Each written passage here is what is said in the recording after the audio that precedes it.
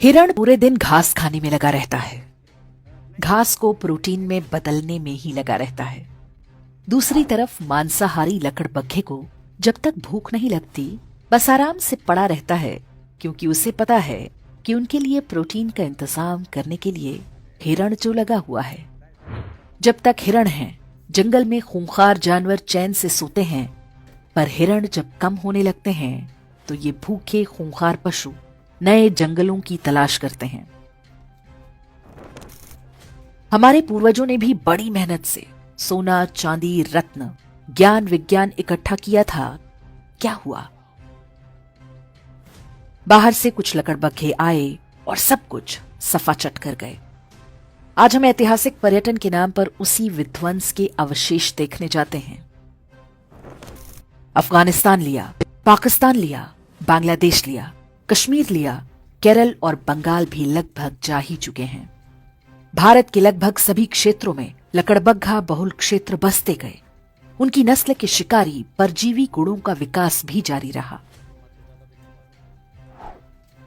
अब पाकिस्तान और बांग्लादेश में संकट है, क्योंकि वहां हिरण लुप्तप्राय हैं। अब उन्हें नए जंगलों की तलाश है। उन्हें पता है कि पड़ोस में ही एक हरा भरा जंगल है। वहां पर पहले से ही भारी संख्या में लकड़बग्घे रहते हैं, लेकिन अभी छिटपुट शिकार से ही पेट भरने को मजबूर हैं। जंगल के कानून में संख्या बल सबसे आवश्यक है। इसे ही वो गजवाए हिंद कहते हैं और उनकी किताबों में इसका जिक्र हो चुका है। हर शांतिप्रिय लकड़बग्घे के मन में वो ऐसे बैठा हुआ है जैसे हिरणों के मन में संविधान और राष्ट्रगान। हिरणों को अनुमान नहीं कि आखिरी युद्ध बहुत कठिन होगा, क्योंकि ये अंदर से शुरू होगा, फिर बाहर से। जितनी तेजी से पाकिस्तान और बांग्लादेश से हिरण कम हो रहे हैं, ये युद्ध उतना ही निकट आता जा रहा है। ये युद्ध अचानक नहीं होगा। वास्तव में हम पहले से ही इसके बीच में हैं। विश्वास ना हो तो हैदराबाद, केरल, पश्चिम बंगाल, यूपी, हरियाणा, राजस्थान, दिल्ली आदि के लकड़बग्घा बहुल क्षेत्रों में घूम आइए। हिरणों ने वहां से घर और संपत्ति बेचकर कहीं और बसेरा बना लिया है। लेकिन वे जिन स्थानों को सुरक्षित समझ रहे हैं, वो भी वास्तव में सुरक्षित नहीं है। सिर उठाकर देखें तो उनके ही आसपास कोई लकड़बग्घा फलों और नारियल पानी का ठेला लगाए खड़ा है। कोई लकड़बग्घा प्लम्बर, कारपेंटर या मैकेनिक बनकर हिरणों पर नजर बनाए हुए है। हर कोने पर लकड़बग्घों की मांद भी बन रही हैं। आंखें और कान खोलेंगे तो सब कुछ दिखेगा। आप खूब संपत्ति बनाएं, अपने बच्चों को अच्छी से अच्छी शिक्षा दें, ताकि वे अच्छी नौकरी या व्यापार कर सकें। लेकिन ध्यान रखना होगा कि आप भी हिरण तो नहीं बनते जा रहे। जिसकी संख्या होगी वही ये युद्ध जीतेगा। महंगाई करो ना रोकर, यदि आप 1 या 2 बच्चे तक सिमट गए तो निश्चित मानिए कि जिस घास को आप प्रोटीन बना रहे हैं, वो किसी न किसी लकड़बग्घे के काम आएगा। हिरण पूरे दिन घास खाने में लगा रहता है। घास को प्रोटीन में बदलने में ही लगा रहता है। दूसरी तरफ मांसाहारी लकड़बग्घे को जब तक भूख नहीं लगती बस आराम से पड़ा रहता है, क्योंकि उसे पता है कि उनके लिए प्रोटीन का इंतजाम करने के लिए हिरण जो लगा हुआ है। जब तक हिरण हैं, जंगल में खूंखार जानवर चैन से सोते हैं, पर हिरण जब कम होने लगते हैं तो ये भूखे खूंखार पशु नए जंगलों की तलाश करते हैं। हमारे पूर्वजों ने भी बड़ी मेहनत से सोना, चांदी, रत्न, ज्ञान, विज्ञान इकट्ठा किया था। क्या हुआ? बाहर से कुछ लकड़बग्घे आए और सब कुछ सफाचट कर गए। आज हम ऐतिहासिक पर्यटन के नाम पर उसी विध्वंस के अवशेष देखने जाते हैं। अफगानिस्तान लिया, पाकिस्तान लिया, बांग्लादेश लिया, कश्मीर लिया, केरल और बंगाल भी लगभग जा ही चुके हैं। भारत के लगभग सभी क्षेत्रों में लकड़बग्घा बहुल क्षेत्र बसते गए।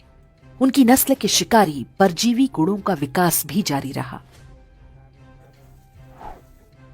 अब पाकिस्तान और बांग्लादेश में संकट है, क्योंकि वहां हिरण लुप्तप्राय हैं। अब उन्हें नए जंगलों की तलाश है। उन्हें पता है कि पड़ोस में ही एक हरा भरा जंगल है। वहां पर पहले से ही भारी संख्या में लकड़बग्घे रहते हैं, लेकिन अभी छिटपुट शिकार से ही पेट भरने को मजबूर हैं। जंगल के कानून में संख्या बल सबसे आवश्यक है। इसे ही वो गजवाए हिंद कहते हैं और उनकी किताबों में इसका जिक्र हो चुका है। हर शांतिप्रिय लकड़बग्घे के मन में वो ऐसे बैठा हुआ है जैसे हिरणों के मन में संविधान और राष्ट्रगान। हिरणों को अनुमान नहीं कि आखिरी युद्ध बहुत कठिन होगा, क्योंकि ये अंदर से शुरू होगा, फिर बाहर से। जितनी तेजी से पाकिस्तान और बांग्लादेश से हिरण कम हो रहे हैं, ये युद्ध उतना ही निकट आता जा रहा है। ये युद्ध अचानक नहीं होगा। वास्तव में हम पहले से ही इसके बीच में हैं। विश्वास ना हो तो हैदराबाद, केरल, पश्चिम बंगाल, यूपी, हरियाणा, राजस्थान, दिल्ली आदि के लकड़बग्घा बहुल क्षेत्रों में घूम आइए। हिरणों ने वहां से घर और संपत्ति बेचकर कहीं और बसेरा बना लिया है, लेकिन वे जिन स्थानों को सुरक्षित समझ रहे हैं वो भी वास्तव में सुरक्षित नहीं है। सिर उठाकर देखें तो उनके ही आसपास कोई लकड़बग्घा फलों और नारियल पानी का ठेला लगाए खड़ा है। कोई लकड़बग्घा प्लम्बर, कारपेंटर या मैकेनिक बनकर हिरणों पर नजर बनाए हुए है। हर कोने पर लकड़बग्घों की मांद भी बन रही है। आंखें और कान खोलेंगे तो सब कुछ दिखेगा। आप खूब संपत्ति बनाएं, अपने बच्चों को अच्छी से अच्छी शिक्षा दें ताकि वे अच्छी नौकरी या व्यापार कर सकें। लेकिन ध्यान रखना होगा कि आप भी हिरण तो नहीं बनते जा रहे।